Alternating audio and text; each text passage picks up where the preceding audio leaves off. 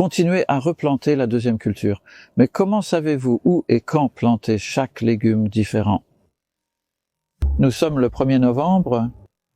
Le jardin ici est foisonnant et luxuriant. Et pourtant, tout ce que vous voyez est une seconde plantation faite en été après une récolte qui a déjà été prise. Donc avant, il y avait des carottes, de l'ail et des pois à l'emplacement actuel des carottes. De nombreux légumes sont récoltés en seulement une demi-année. Et cela signifie que si vous commencez assez tôt au printemps, vous avez la chance de démarrer une autre série en été et d'avoir des récoltes abondantes en automne et en hiver. Donc, vous avez besoin d'un peu de connaissances pour le faire. Consultez des ressources comme mon calendrier de semis qui contient toutes les dates de semis potentielles, car chaque légume pousse mieux à partir d'une date de semis différente. Ce n'est pas comme si vous les semiez tous en avril et que le travail était fini. Ce serait plus simple. Mais vous pouvez vraiment faire beaucoup plus si vous découvrez le meilleur moment pour semer chacun, et ensuite ce qui va finir, quand cela nécessite un peu de connaissances de base que j'ai effectivement. Mais j'ai créé un cours en ligne de la graine à la récolte où je montre quand semer chaque légume, quand le planter et quand il sera fini, et c'est une connaissance utile car ça signifie que vous pouvez assembler les pièces du puzzle. Avant tout cela, il est bon de décider ce que vous voulez manger et grâce à la non-labour qui se passe ici, vous n'avez pas besoin de faire une rotation de 4 ans, c'est ma conclusion, après des décennies de pratique. Le sol reste sain et en bon état. La fertilité est abondante et nous allons maintenant examiner quelques exemples de différents légumes et comment ils réagissent à cette approche. Comme par exemple, ici nous avons les choux de Bruxelles qui produisent étonnamment maintenant. Mais ce lit a déjà donné beaucoup de carottes cette année et notre interplantation, c'est une autre petite astuce que je vais vous montrer. Insérez des choses entre quelque chose d'autre qui va finir bientôt et alors vous pouvez faire un meilleur usage de votre précieux espace.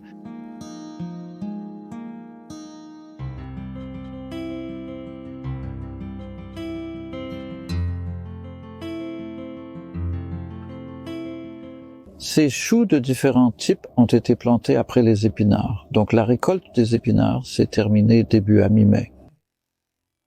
Et ces choux ont donc été en terre depuis lors, environ 6 mois en fait. Celle-ci est une variété rouge appelée Grana. Vous pouvez voir à quel point ils sont variables.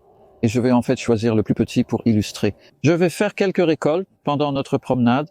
Ce sera un bel exemple de récolter tout au long de l'année. Il y a une danse qui se déroule ici. Choisir une chose puis une autre. Pour récolter celle-ci, il suffit de tirer sur la feuille extérieure. Nous avons là une tête vraiment serrée et pas trop de dommages causés par les insectes. Je devrais peut-être rallonger celle-ci. Et aussi, quand je fais cette récolte, mais il y a par exemple une limace. Donc j'ai un seau à compost là. C'est une occasion de ranger et de se préparer pour la prochaine récolte. La prochaine récolte est déjà en cours. Il y a donc 7 semaines, j'ai obtenu des graines de mâche ou de laitue d'agneau, et c'est ce qui pousse ici. Je les ai simplement diffusées sans trop en faire. Il est toujours tentant de semer trop de graines.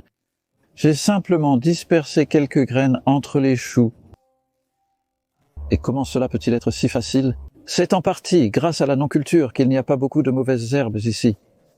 Nous avons à peine désherbé ce lit, nous n'en avons pas eu besoin. Je désherberai toujours s'il y avait des mauvaises herbes. Mais lorsque vos lits sont vraiment calmes, bien compostés en surface, et que vous vous êtes débarrassé des mauvaises herbes qui pérennent au début, alors vous êtes vraiment bien placé parce que vous pouvez faire ces suivis et cultures de succession dans les plantes si facilement. Regardez mes autres vidéos où j'en parle. Comme derrière moi, cet épinard a été planté mi-août après le brocoli, comme vous pouvez le voir dans une récente vidéo postée il y a 1 ou 2 semaines. Derrière, il y a du brocoli.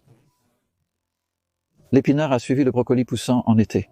Derrière, il y a du brocoli qui sera récolté au printemps prochain, succédant aux fèves. Donc c'était des fèves semées à l'automne l'année précédente. C'est la raison pour laquelle vous avez besoin de conseils de semis comme le calendrier ou la chronologie des semis sur mon site web, car il est bon de se familiariser avec toutes ces possibilités. Et de toute façon, les fèves passent très bien l'hiver ici, climat tempéré doux.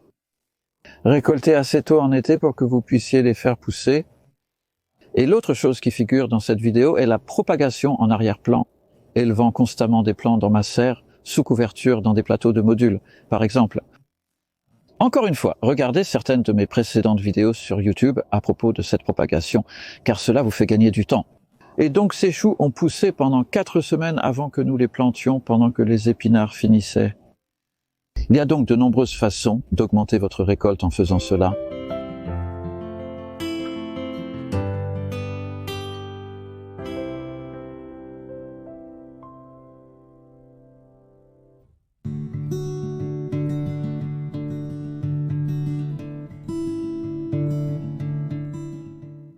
Le fenouil de Florence ou le fenouil bulbeux est un légume brillant à cultiver dans la seconde moitié de l'année.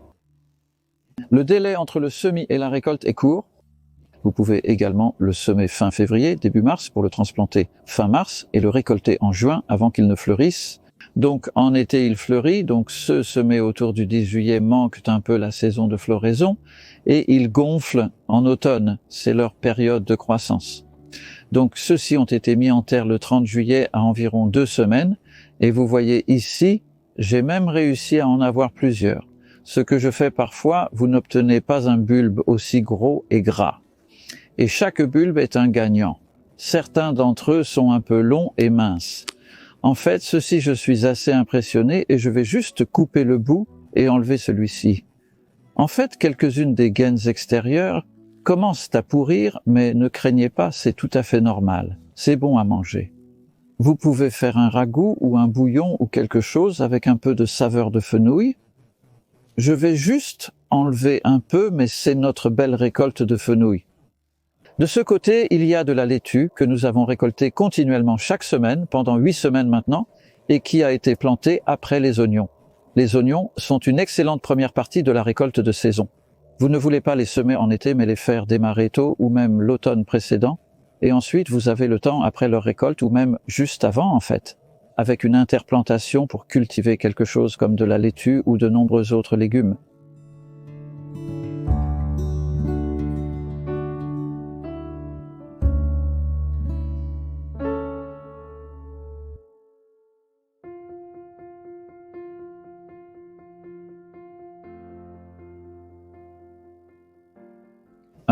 Il se passe beaucoup de choses ici, comme cette plantation qui a été faite il y a seulement 2 jours, incroyablement tard pour la période de l'année qui arrive en hiver, et tout cela est arrivé grâce à la propagation.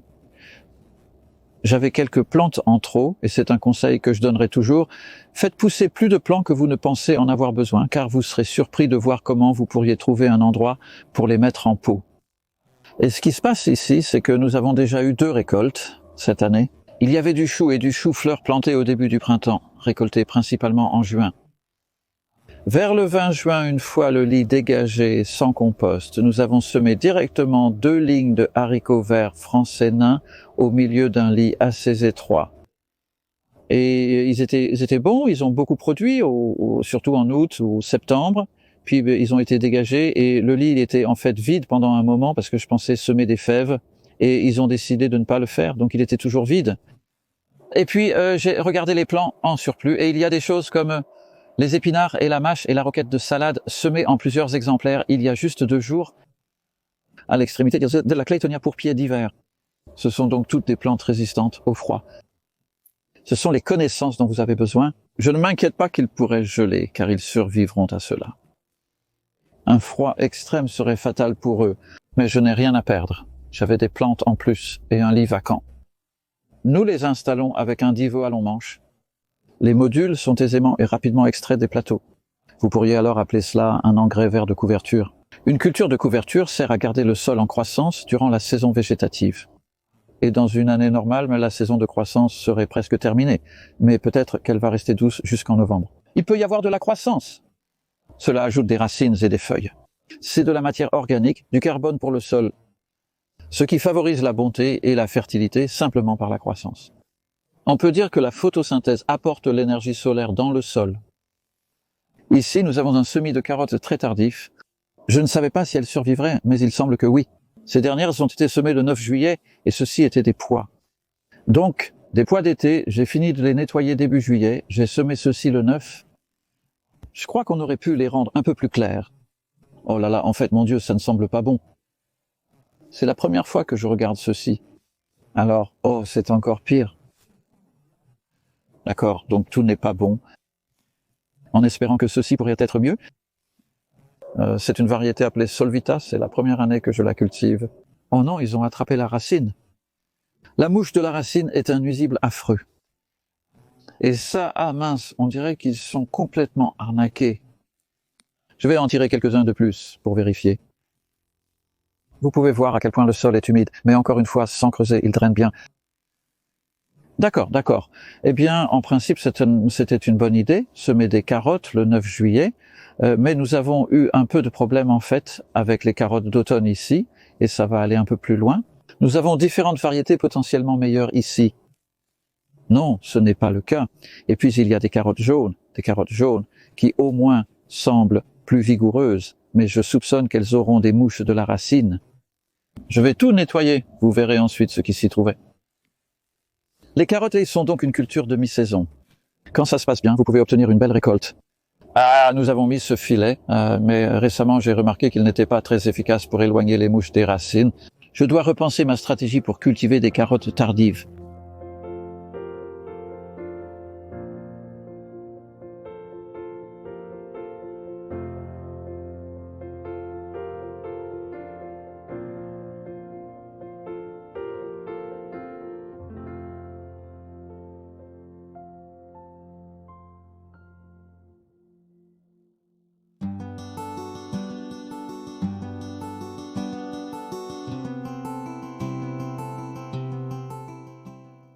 Le céleri rave a une longue saison de croissance, mais les 2 premiers mois se passent sous terre pendant la phase de propagation, car il commence lentement à partir d'une petite graine. Donc ceux-ci ont été semés au milieu du mois de mars, transplantés le 10 mai entre l'ail. L'ail était ici en rangée à travers le lit. C'est comme ça que je le fais normalement, et cela vous permet d'insérer des choses entre environ 1 mois avant la récolte de l'ail. La récolte de l'ail était le 10 juin, et certains sont encore dans ma véranda, vous le verrez au fur et à mesure. Donc c'est un beau légume à partir de ce point avec quelques ails. Une récolte, et vous avez presque une année de consommation. Et pendant ce temps, votre prochaine récolte est en cours. Et ce ne sont pas les légumes les plus faciles à cultiver. Comme vous pouvez le constater, ils ont réussi avec la variété Prince. Et nous approchons maintenant à la fin, car en partie, ils attrapent une maladie des feuilles appelée septoriose, et c'est assez typique en cette période de l'année, le 1er novembre. Je peux le supporter car ils ont déjà bien grandi. Donc ceux-ci seront prêts pour la récolte assez tôt. Je vais vous montrer une façon de les récolter. Il suffit de pousser comme ceci et de couper en dessous. Quand vous entendez ce crissement, vous savez que de nombreuses racines se brisent.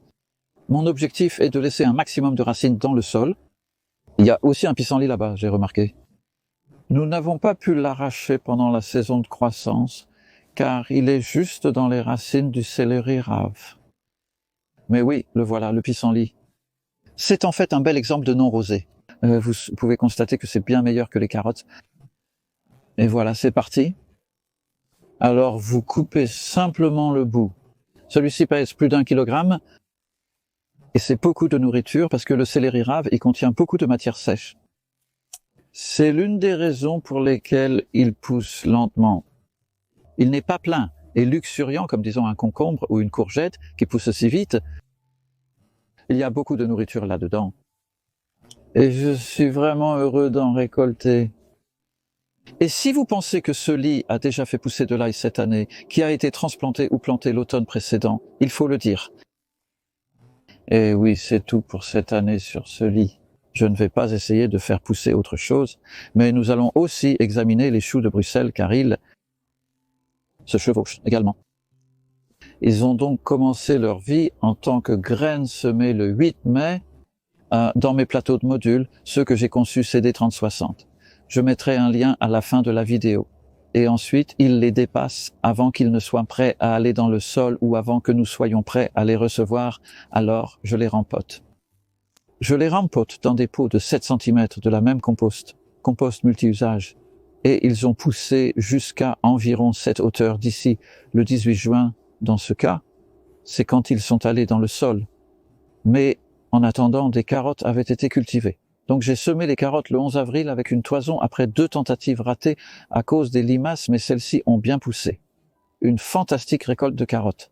Et la première chose que j'ai faite avec la récolte était de récolter suffisamment environ cette taille de trou, pour pouvoir transplanter le chou de Bruxelles là-dedans, ce que l'on voit à peine parce que le chou de Bruxelles est entouré de feuilles de carottes. Quand vous récoltez plus de carottes, vous commencez à apprécier le chou de Bruxelles qui est vraiment en train de démarrer. Et maintenant, nous en avons déjà récolté certains. Celui-ci, ici, je n'ai pas vraiment récolté beaucoup, mais je retire d'abord ces petits du bas parce qu'il ne faut pas attendre que les petits du bas grandissent. Ils ne grandissent pas plus que ça. Ils poussent l'un après l'autre le long de la tige. Et une fois qu'ils sont mûrs ou qu'ils soient pointés, ils ne vont pas grandir davantage et ce sont ceux près du sommet qui vont grandir. Donc je continue simplement à cueillir et à cueillir. Vous pouvez le faire à deux mains en contournant la tige. Et avant longtemps, vous avez un beau tas de Bruxelles. Et alors, quand arrêtez-vous de cueillir?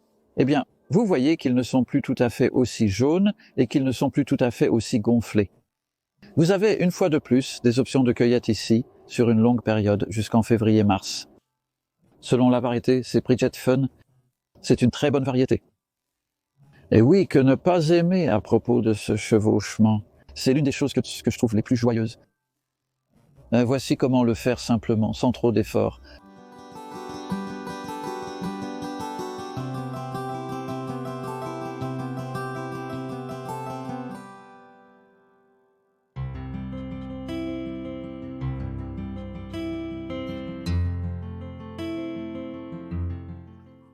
Ces plantations de fin d'été nous tournent résolument vers l'avenir. C'est pour le printemps prochain. Donc derrière moi, les oignons de printemps, ils ont été semés vers le 30e août, juste à la fin de l'été, et transplantés très petits dans un lit nouvellement étalé avec du nouveau compost, parce que nous regardons vers l'avenir maintenant. Ce paillis de compost est ici jusqu'au printemps et pendant l'été prochain, lorsque ces oignons de printemps arriveront à maturité en avril et mai. C'est donc une variété appelée White Lisbon, qui est un très bel oignon de printemps natif à trous ouverts. Il n'est pas réellement appelé résistant à l'hiver. Il existe un type résistant à l'hiver, mais ce n'est pas un aussi bel oignon. Je prends donc des risques. Si l'hiver est vraiment froid, mes plantes pourraient en souffrir. Mais en réalité, nous avons eu des hivers froids qui se sont bien déroulés. C'est donc quelque chose à avoir dans votre manche pour la fin de l'été et le début de l'automne. Et lorsque nous entrons ensuite en milieu d'automne, un excellent légume à planter est l'ail. Ceci, croyez-le ou non, est semé ou planté avec de l'ail. Quand je dis semer, c'est de l'ail en graines. L'ail en graines fait référence aux gousses d'ail provenant de bulbes sélectionnés et non à des graines à proprement parler. C'était mon propre ail cultivé à la maison. Nous sélectionnons les plus beaux et les plus gros, les divisons en gousses et les plantons dans le sol. Même en octobre ou novembre, il est encore possible de planter ceux-ci, et donc ils sont en rangée comme avant. Où sont-ils? Vous vous demandez probablement, parce que c'est de la moutarde. Nous faisons la même chose le même jour. Il y avait des haricots borlotti et des haricots coureurs pour les graines sèches. Nous avons récolté jusqu'au 7 octobre environ. Je viens de remarquer un haricot borlotti qui a poussé là-bas, ce qui montre à quel point il a fait chaud. Chaleur inhabituelle nécessaire à la germination. Après avoir étalé du compost, nous semons la moutarde. Après avoir planté l'ail, nous étalons du compost. Ah, voici enfin le chat. Et donc l'ail est dans le sol.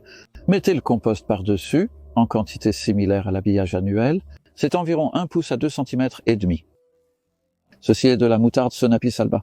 C'est une moutarde blanche à croissance très rapide. Si vous pensez que cela a été semé le 11 octobre, en seulement 21 jours, soit 3 semaines, nous avons déjà vu une telle croissance, et le cuir jusqu'ici. Et qu'en est-il de l'ail? Et puis, il est tué par le gel, c'est la moutarde. Alors la moutarde meurt et vous voyez l'ail. C'est le plan de toute façon. Nous devrions avoir assez de gel ici pour y parvenir. Et il y a une dernière chose que je veux vous montrer. Il y a une très belle plantation que vous pouvez faire en été.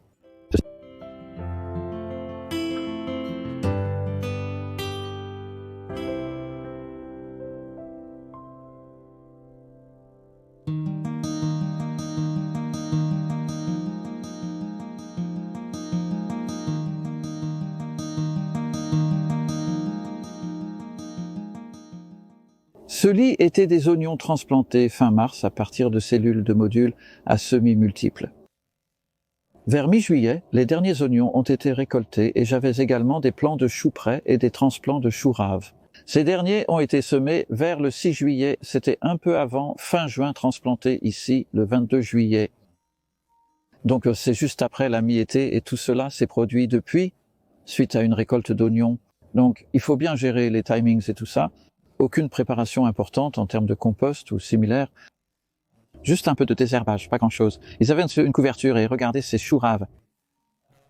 Je mentionne le chou Wintessa, notre variété locale.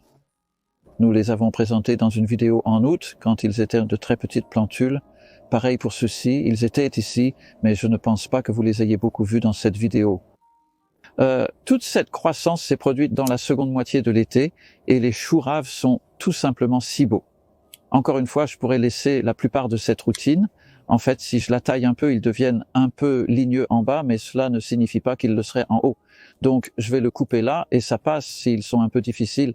Cela vous indique qu'il devient un peu ligneux en bas, donc vous avez juste besoin d'enlever une partie de cette gaine extérieure fibreuse, et vous avez beaucoup de légumes délicieux à manger. Peut-être enlever celui-ci et celui-là, et il y en a un qui est un peu mangé, là, vous y allez chou rave. Donc tout ce que je vous ai montré n'est pas difficile à faire. Mais il s'agit de le faire au bon moment et d'être en harmonie avec votre jardin en gardant un œil sur ces espaces au fur et à mesure qu'ils se présentent. Et de ne pas avoir peur de faire pousser trop de plantes et de les mettre là où vous avez juste l'impression que cela pourrait fonctionner, comme je vous l'ai montré. Et consultez mon calendrier des dates de semis qui a les informations dont vous avez besoin. Vous le suspendez simplement à un mur, continuez à le regarder. L'avantage de l'avoir en exposition, et cela vous rappellera les dates de semis en particulier en été. Juillet, août, ça passe vraiment vite et vous pouvez faire beaucoup de nouveaux signes alors. Profitez d'un jardin rempli et productif